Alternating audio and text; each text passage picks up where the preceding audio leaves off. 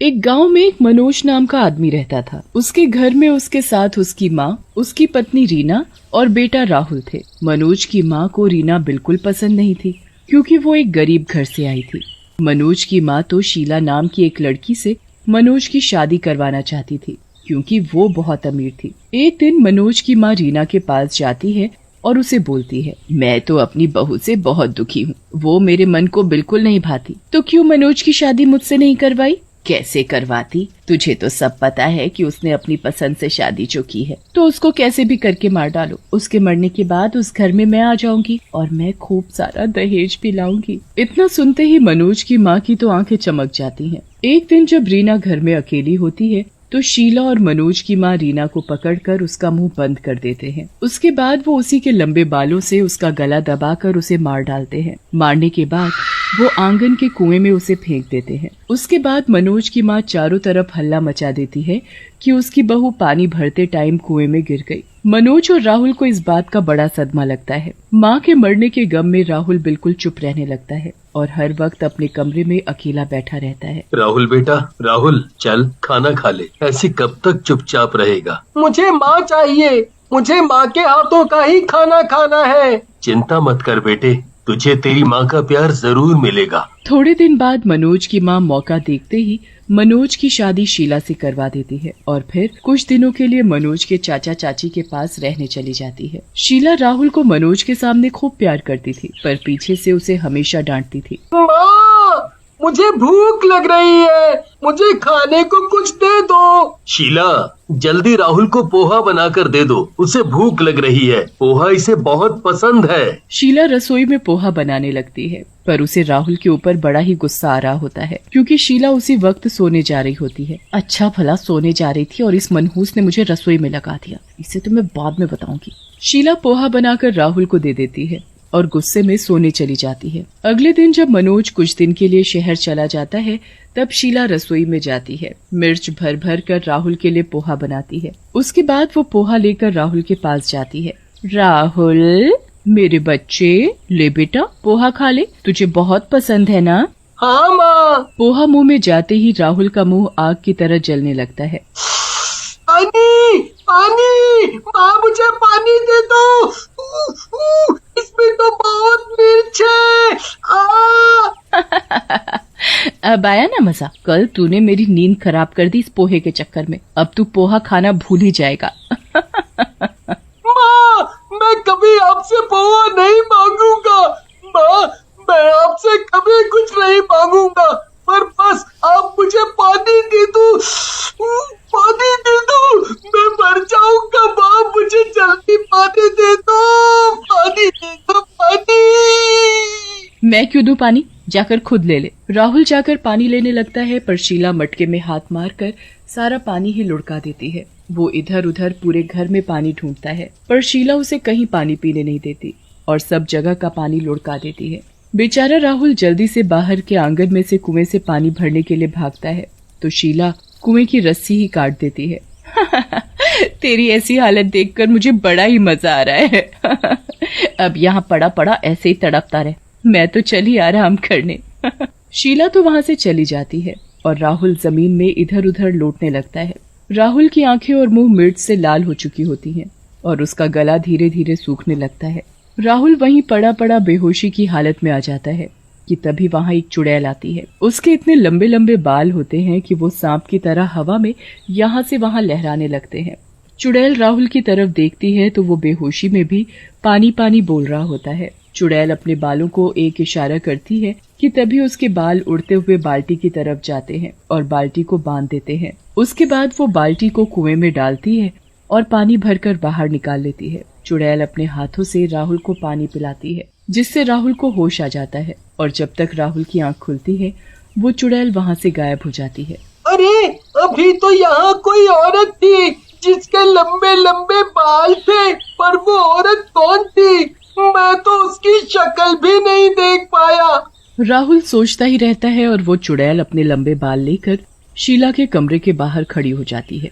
वो खिड़की से अपने लंबे बाल अंदर डालती है और शीला को अपने बालों में लपेटकर जमीन पर पटकना शुरू कर देती है। शीला को समझ ही नहीं आता कि ये उसके साथ अचानक क्या हो गया। बचाओ बचाओ, अरे कोई मुझे बचाओ। ये इतने लंबे बाल आखिर किसके हैं? कौन है यहाँ? मेरे सामने आओ। अगर उस बच्चे को तूने अब परेशान करने की कोशिश की तो तुझे पटक पटक कर मार डालूंगी, समझी? और हाँ, मनोज को इस बारे में बताने की सोचियो भी मत। मेरी नजर अब तुझ पर ही है। नहीं नहीं, अब मैं कभी राहुल को परेशान नहीं करूंगी और उसके पापा से भी कुछ नहीं कहूंगी। बस मुझे छोड़ दो। शीला चुड़ैल को छोड़ देती है। चुड़ैल के लंबे बाल हवा में लहराते हुए खिड़की के बाहर निकल जाते हैं और शीला देखती रह जाती है। वो जल्दी से खिड़की की तरफ भागकर देखती है तो उसे बस एक औरत जाती हुई दिखती है। कौन थी ये आखिर? ये कोई आम औरत तो नहीं है, ये जरूर कोई शैतानी औरत है। शीला इतना डर जाती है कि राहुल को उसके बाद कुछ नहीं कहती। कुछ दिन शीला बिल्कुल शांत रहती है, पर एक दिन मनोज की माँ उसके चाचा चाची के घर से वापस आ जाती है। अब आएगा मजा। अब ये राहुल को इतना दुखी करेंगी और मैं मजे से देखूंगी। मुझे तो कुछ करने की जरूरत ही नहीं पड़ेगी। शीला, अरे ओ शीला, ये राहुल कहाँ है? वो तो बाहर खेलने गया है। इसे अभी वापस बुला और बोल दादी आई है। शीला राहुल को घर बुला लेती है। दादी, आप आ गई? तो क्या तूने क्या सोचा दादी कभी नहीं आएगी? मैं आ गई और अब तेरा बाहर जाना बंद, समझा? चल बैठकर मेरे पैर दबा। राहुल बेचारा पूरी रात बैठकर अपनी दादी के पैर दबाने लगता है। शीला दूर से सब देख रही होती है कि जो वो नहीं कर पा रही वो उसकी सास कर रही है। राहुल बेचारा थक जाता है और उसे नींद भी आने लगती है, पर जैसे ही वो पैर दबाना बंद करता है उसकी दादी उसे एक जोर से थप्पड़ मारकर जगा देती है। राहुल के साथ जब उसकी दादी ऐसा करती है तो चुड़ैल वापस वहाँ आ जाती है। शीला उस चुड़ैल को देखकर थर-थर कांपने लगती है। चुड़ैल अपनी लंबी चोटी घुमाती है और उसे दादी के पैर में लपेट देती है। अरे मर गई, अरे मर गई, अरे मेरे पैर इतनी जोर से क्यों दबा दिए? छोड़ इनको। आह! दादी उठकर देखती है तो उसके पैरों पर लंबे लंबे बाल लिपटे हुए होते हैं और उस दादी का पैर इतनी जोर से दबाते हैं कि उसकी हड्डी चूरा चूरा हो जाती है। अगर दोबारा राहुल से कोई काम करवाया तो जान से मार डालूंगी। चुड़ैल, अरे बाप रे, यहाँ तो चुड़ैल है। चुड़ैल इतना कहकर अपनी लंबी चोटी घुमाते हुए वहाँ से चली जाती है। सब उसे देखते ही रह जाते हैं। चुड़ैल के जाने के बाद शीला वहाँ आकर सारी बात अपनी सास को बताती है कि उसके साथ भी एक दिन ऐसा ही हुआ था, पर किसी का चेहरा नहीं देख पाई थी। तूने मुझे ये बात पहले क्यों नहीं बताई? देख, मेरी हड्डी तोड़ दी उस चुड़ैल ने, और वो यहाँ क्यों आई? ये सब छोड़ो और कल हम तांत्रिक के पास चलते हैं, वो ही इसका कुछ कर सकता है। अगले दिन सास बहू एक तांत्रिक के पास जाते हैं। तांत्रिक उनकी बात सुनने के बाद उनको एक उपाय बताता है। कैसे भी करके तुम्हें उस चुड़ैल को अमावस की रात वापस बुलाना होगा और ठीक 12 बजे उसके बाल काटने होंगे। ऐसा करने से वो मर जाएगी। उसकी ताकत उसके बालों में ही है। शीला और उसकी सास बिल्कुल ऐसा ही करते हैं।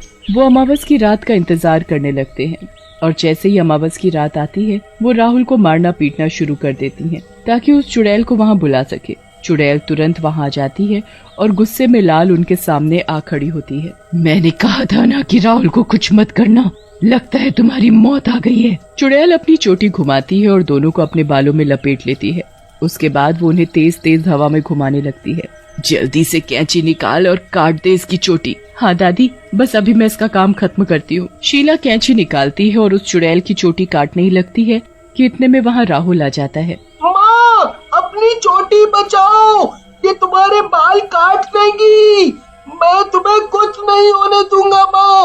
और देखो माँ, पापा भी आ गए। चुड़ैल राहुल की तरफ देखती है और फिर मनोज की तरफ देखती है। शीला उस चुड़ैल की चोटी काटने ही जा रही होती है कि वो चुड़ैल दोनों को पटक कर जमीन में फेंक देती है। मेरी चोटी काटने का तुम दोनों ने सोचा भी कैसे? एक बार मेरी जान लेकर तुम्हारा मन नहीं भरा क्या? ये चुड़ैल क्या बोले जा रही है?